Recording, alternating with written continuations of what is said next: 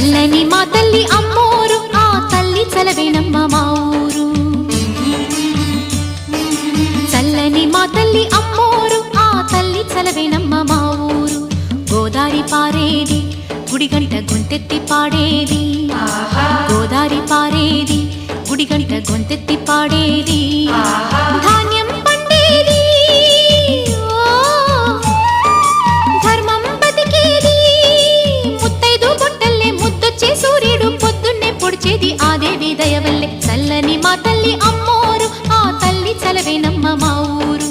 చల్లని మా తల్లి అమ్మోరు ఆ తల్లి చలవేనమ్మ మా ఊరు.